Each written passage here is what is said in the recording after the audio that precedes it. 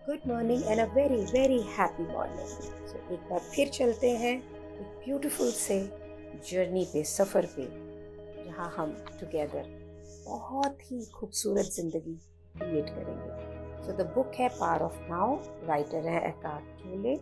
जो उनका चैप्टर है dissolving the collective female pain body, उसी को आगे लेके जाते हुए पेज नंबर 141 पे हम हैं। सो राइटर क्या कहते हैं, ये जो पेन है इससे हमारी आइडेंटिफिकेशन, हमारी पहचान होने से ये हमें प्रिवेंट करता है कि हम अपनी पेन बॉडी से डील कर सकें। सो उनका कहना है कि बहुत सारी लेडीज़, विमेन ऐसी हैं जो ऑलरेडी कॉन्शियस हैं, चेतन है, और उन्होंने अपनी विक्टिम आइडेंटिटी को त्याग कर दिया है, ऑलरेडी उसको रिलैंक्विश्ड कर दिया है अपने पर्सनल लेवल पे। लेकिन वो कलेक्टिव जो विक्टिम आइडेंटिटी है वो नहीं उसमें से निकल पा रही हैं, जो सदियों से men has done to women। और एकार्ट कहते हैं वो ठीक भी हैं एंड वो गलत भी हैं। कैसे वो ठीक हैं?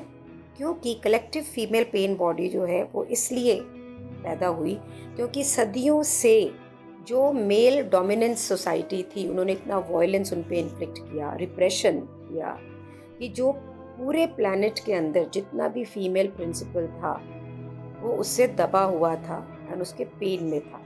और वो गलत इसलिए है कि अगर वो अपना सेंस ऑफ सेल्फ, अपनी पहचान इस पेन बॉडी से निकालेंगी, ये जो फैक्ट है वो उनको हमेशा कैद में रखेगा और वो कभी भी अपने को जान नहीं पाएंगी। और ये होगा किस लिए? क्योंकि वो कलेक्टिव विक्टिम आइडेंटिटी से पहचान बना रही हैं। अगर कोई भी विमेन स्टिल होल्डिंग गुस्सा, रिजेंटमेंट, निंदा, और वो कैसे, वो होल्ड करने का मतलब क्या है कि जब ये पेन हमारे, चाहे मनुष्य हो, चाहे औरत हो या आदमी, या मैन हो या वुमन, अगर हम कैसे, how do we store, how are we holding anger, resentment and condemnation, वो हम होल्ड करते हैं एज अ पेन बॉडी। ये बॉडी के अंदर ये इकट्ठा हो जाता है और विमेन को ये एक कंफर्टिंग सेंस ऑफ आइडेंटिटी भी देता है, एक पहचान देता है, ओह मैं बेचारी।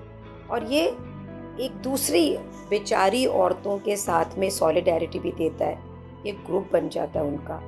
और ये अपनी पास्ट, अपने भूतकाल से, क्योंकि ये उसके कनेक्ट में है, उसकी बॉन्डेज में है, उसकी गिरफ्त में है, इसलिए वो अपने सार को, एसेंस को और अपनी ट्रू पावर को नहीं पहचान पा रही है। सो एकार्ट कहना क्या चाह रहे हैं, क्योंकि हम इतने टाइम से विमेन को शोषित किया गया, उनको मीन्स अधीनता में रखा गया, उसकी वजह से ये, अगर आप देखो तो ठीक है, द्रौपदी को हम अभी भी देख रहे हैं कि सभा में क्या हुआ और कितनी बार हम उसको रीलिव करते हैं और उससे आइडेंटिफाई भी करते हैं टू सम एक्सटेंट कि मैन होते ही ऐसे हैं। तो हम क्या करते हैं, हम मैन को अपने से दूर रखते हैं। दूर रखने से मतलब है कि वो एक अलग है, हम एक अलग है।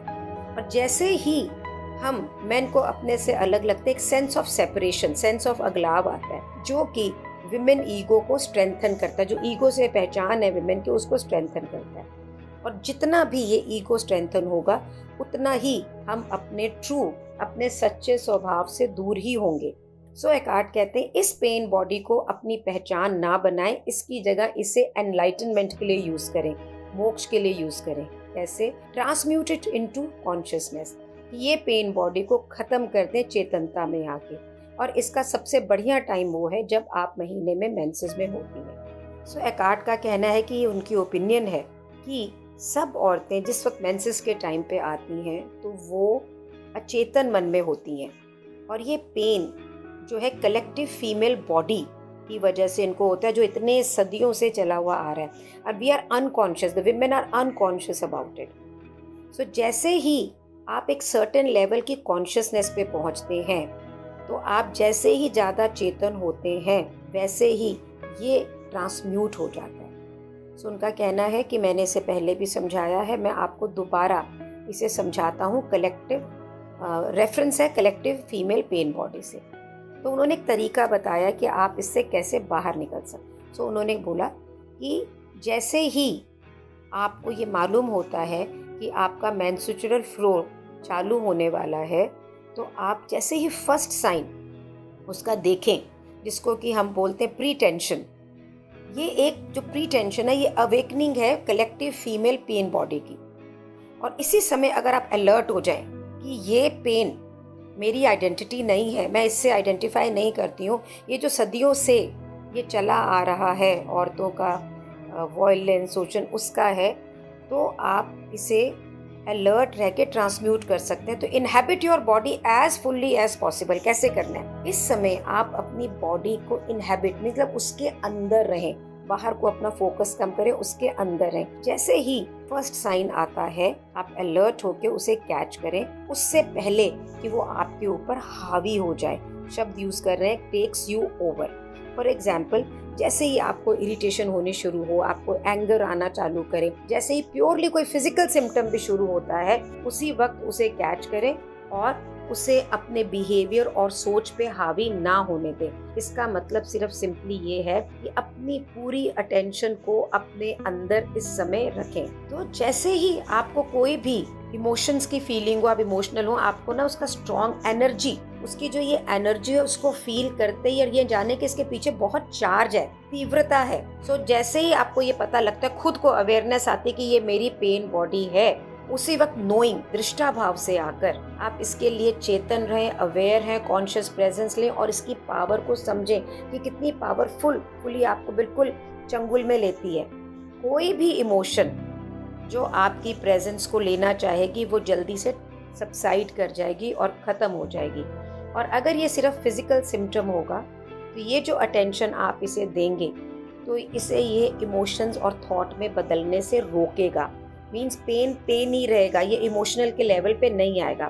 फिर आप बिल्कुल कंटिन्यू रहें, चेतन रहें। ये कि दोबारा ये पेन बार बार होता है, ये इमोशंस बार बार उठती हैं और जितनी बार ये अपीयर हो इसको आप पकड़ें और जैसे आपने पहले इसे ट्रांसम्यूट करा उसे ट्रांसम्यूट करें। और जब आपकी pen body fully awakened state में पूरी उठी हुई है अपने डोरमेंट स्टेट से, तो उस समय आप एक्सपीरियंस करेंगे बहुत टर्बुलेंस, बहुत अशांति आपके इनर स्पेस में होगी जो हो सकता है काफ़ी दिन तक रहे।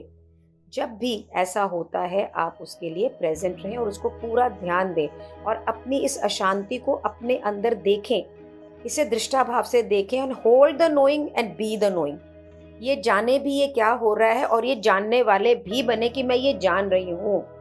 इस पेन बॉडी को अपने माइंड को यूज ना करने दें, अपनी सोच के ऊपर टेक ओवर ना करने दें और इस एनर्जी को डायरेक्टली अपनी बॉडी में फील करें और पूरी अटेंशन दें, पूरी एक्सेप्टेंस के साथ कि हाँ ये मेरे शरीर के साथ में हो रहा है। सस्टेन्ड अटेंशन के साथ और एक्सेप्टेंस के साथ। मीन्स बिल्कुल ये नहीं कि दो सेकंड अटेंशन दी फिर नहीं दी। सस्टेन मीन्स उसको पूरे ध्यान से आपने देखा और एक्सेप्ट करा। जैसे ही आप ऐसे एक्सेप्ट कर लेंगे और इस पे अटेंशन देंगे, ये ट्रांसम्यूट हो जाएगी, ख़त्म हो जाएगी और यही पेन बॉडी आपके लिए एक रेडिएंट कॉन्शियसनेस बनेगी। उसी तरह से जैसे कि अगर एक लकड़ी को आप आग के पास रखते हैं तो वो भी आग में बदल जाती है, वैसे ही इस समय आपके लिए ये एक चेतनता का कारण बनेगी। ये जो मेंसेस का टाइम होता है ये फिर आपके लिए एक जॉयफुल एक्सप्रेशन बनेगा और आपके विमेनहुड, स्त्रीत्व जो है हमारा, उसके लिए एक पवित्र टाइम बनेगा और ट्रांसम्यूशन के लिए कि जो भी हम पेन बॉडी से हैं उसके लिए भी एक सेक्रेट टाइम बनेगा। जब भी आप एक नई चेतनता को बर्थ देते हैं तो वो एक सेक्रेट टाइम ही होता है। इसमें आपका जो सच्चा स्वभाव है, आपका जो ट्रू नेचर है, ये शाइन करेगा और बोथ आपका जो female aspect as a goddess, जैसे कि राइटर ने पहले भी बोला था कि हम में प्रभुत्व ज़्यादा है और हमारी बीइंग का जो डिवाइन एस्पेक्ट है वो निकल के बाहर आएगा। इस समय आप मेल और फीमेल ड्यूअलिटी के बाहर होंगी, ठीक है। और एक बहुत ही पावरफुल बात राइटर ने यहाँ लिखी है कि अगर आपके मेल पार्टनर भी इस प्रोसेस के लिए चेतन हो तो वो आपको हेल्प कर सकते हैं इस प्रैक्टिस के अंदर इवॉल्व होने की। और वो बता रहे हैं कि ये कैसे हो सकता है। अगर आपके पार्टनर प्रेजेंट रहें कि ये आपकी अनकॉन्शियसनेस, कॉन्शियस आइडेंटिफिकेशन है आपकी पेन बॉडी से और ये पहले होगा। सो वो जब आप उस बॉडी में जा रहे हैं, जब आप उसके रिएक्टिव मोड में जा रहे हैं तो वो वहाँ से विड्रॉ नहीं करेगा या रिएक्ट नहीं करेगा, वो अपनी स्पेस में रहेंगे। वहाँ पे आपके पार्टनर उस स्पेस में रहेंगे ना आपको अटैक करेंगे कि तुम ऐसा क्यों कर रही हो, ना विड्रॉ करेंगे कि यार ये तो ऐसी रहेगी इन दिनों। No, he will hold his space and intense presence, और इससे आपको उनका सहयोग मिलेगा और nothing else is needed for transmission. वो आपको बताएंगे, यही आपको अवेयरनेस में लाएगा कि मैं स्पेस में जा रही हूँ, इसलिए आप माइंड से और पेन से आइडेंटिफाई नहीं कर पाएंगे।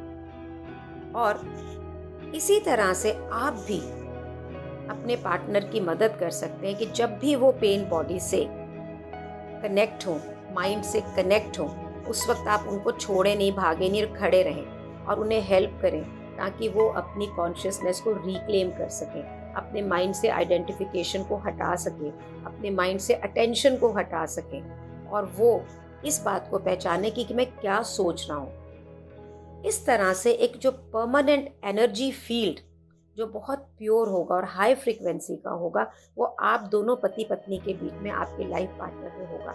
यहाँ कोई एल्यूजन नहीं होगी, कोई माया नहीं होगा, कोई दर्द नहीं होगा, कोई झगड़ा नहीं होगा, ना ये आप होंगे ना वो होंगे, क्योंकि nothing that is not love can survive in it. ऐसी एटमॉस्फेयर के अंदर जहाँ आप एक दूसरे के साथी बन रहे हैं, यहाँ पे सिर्फ प्रेम के अलावा कुछ सर्वाइव कर ही नहीं सकता।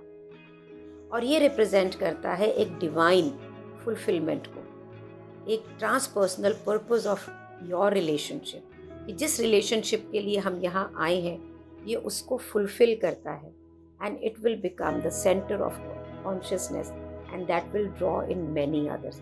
आपकी इस स्पेस में बहुत सारा प्यार होगा और आपके आसपास के बहुत लोग इसमें आएंगे। जैसे जैसे पृथ्वी की धुरी होती है ना, वॉर्टेक्स, उस तरह से आप इसमें चलते हुए चले आ जाए। So will take it till today. Please, if you are a female, be with your husband, be with your partner and talk to him, create it with him. अगर आप पति हैं, वो सुन रहे हैं, तो please be with your wife and create, and this will take your partnership, your relationship to another level. Thank you for being in my life, and for entire life, जब ये बुक ख़त्म भी हो जाएगी, I'll be in gratitude to you for all this, for these moments with you. Thank you so much.